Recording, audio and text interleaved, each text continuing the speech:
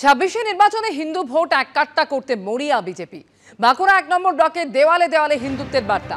দেওয়াল লিখনে হিন্দুত্ব নিয়ে তৃণমূলকে আক্রমণ। বিজেপির অভিযোগ, ধর্ম নিয়ে তৃণমূলের তোষণ নীতির প্রতিবাদেই এই প্রচার।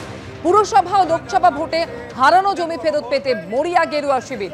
এবার বাঁকুড়া জেলায় হিন্দুত্বকে হাতিয়ার করতে চায় বিজেপি। যদিও বিজেপির এই কর্মসূচিকে গুরুত্ব দিতে নারাজ তৃণমূল। ধর্ম নিয়ে রাজনীতি করছে রাজ্যের শাসক ও বিজেপি, কটাক্ষ বামেদের।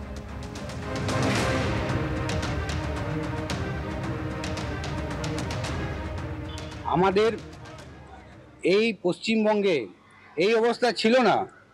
পশ্চিমবঙ্গের তৃণমূল কংগ্রেস এই জাতির ভেদাভেদি শুরু করেছেন।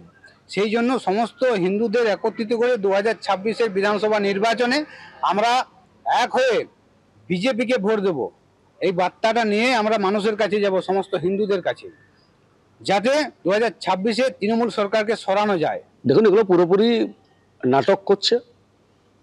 কারণ আপনারা জানেন যে বিগত নির্বাচনে বাঁকুড়া বিধানসভার মানুষ বিজেপিকে জয়ী করে এই 5 বছর যে যন্ত্রণা উপলব্ধি করছে, অনুন্নয়ন থেকে আরম্ভ করে মানে মানুষের সাথে যে ধরনের ব্যবহার ভারতীয় জনতা পার্টির তরফ থেকে বিধায়ক হওয়ার পর হয়েছে, মানুষ মুখিয়ে আছে আগামী দিনে 2026 সালের বিধানসভা নির্বাচনে তৃণমূল কংগ্রেস প্রার্থীকে জয়ী করার জন্য।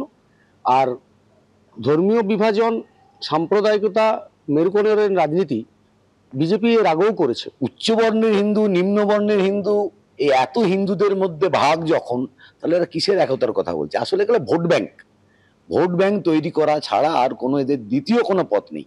একটাই পথ, হিন্দুকে উস্কাও, হিন্দু ভোট এক করো, মুসলিমদেরকে উস্কাও, মুসলিমদেরকে এক করো।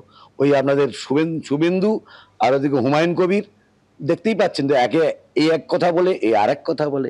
এ বলে 40 জন মুসলিম এমএলএ দিয়ে একে আটকে দেবো বিধানসভায়, এ বলে বাপের ক্ষমতা আছে আটকে দেখ।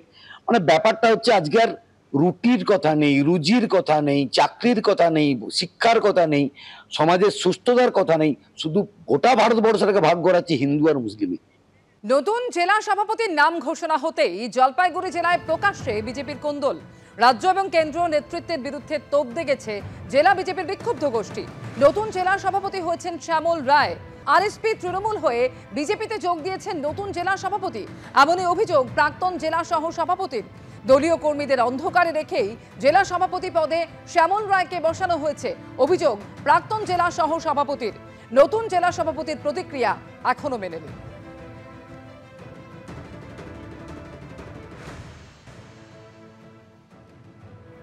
শ্যামল রায়কে মানা না মানা সেটা পরের প্রশ্ন, কারণ আগে হচ্ছে দল যে সিদ্ধান্ত নেবে সেই সিদ্ধান্তটা আমাদের মানতেই হবে। কিন্তু আজকে আমার প্রশ্ন একটা জায়গায়, যে এই যে সাধারণ কর্মীরা যারা অক্লান্ত পরিশ্রম করে 2019 সাল থেকে 2021 সাল, 23 সাল, 24 সালে যেভাবে লড়াই করে সাধারণ কর্মীরা যেভাবে এমএলএ এমপিদের জিতিয়েছেন, পঞ্চায়েতগুলো দিয়েছেন উপহার হিসাবে, আজকে তাদের কেন গুরুত্ব দেওয়া হলো না? আমার বক্তব্য এই জায়গাটায়, তাদের বক্তব্য শোনা উচিত ছিল। আজকে সেখানে সেই এসি ঘরে বসে তাদের মন মতন করে তারা ক্যান্ডিডেট চয়ন করবেন, আর তারা মন মতন করে জেলার দলনেতা চয়ন করবেন, এটা কখনোই কেউই মেনে নিতে পারে না। জেলার বিজেপির সংস্কৃতি এই, আমরা বিগত দিনেও দেখেছি বিধানসভা নির্বাচনের আগে যখন ওদের প্রার্থীর নাম ঘোষণা হয়, তারপরে আমরা অফিস ভাঙচুর, ওদের দলীয় কার্যালয় ভাঙচুর হতে দেখেছি, রাস্তায় অগ্নিসংযোগ ঘটেছে, রাস্তায় টায়ার জ্বালিয়ে তারা সাধারণ মানুষকে বিভ্রান্ত করেছে, সাধারণ মানুষের অসুবিধা করেছে। তো তাদের জলপাইগুড়ি জেলা বিজেপি দলটা এরকমই চলছে।